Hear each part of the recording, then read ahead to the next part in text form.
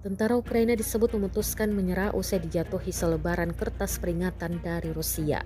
Rekaman momen menyerahnya tentara Ukraina diunggah di Telegram pada Selasa 24 September 2024. Dalam keterangan unggahan disebutkan selebaran dengan kode QR membantu personel militer angkatan bersenjata Ukraina menyerah di dekat Vuhledar.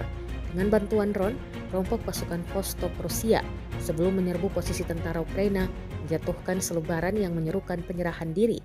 Setelah itu, 3 tentara Ukraina meninggalkan posisi mereka di dekat desa Novokairinka.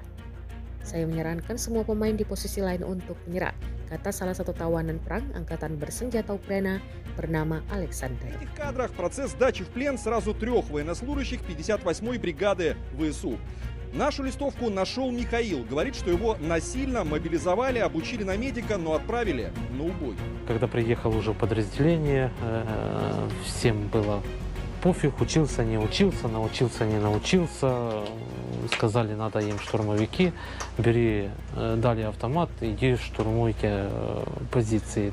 Остальных сослуживцев уговаривать не пришлось. Пленные оставили свои позиции у села Новоукраинка на Угледарском направлении, где украинский гарнизон рискует оказаться в окружении.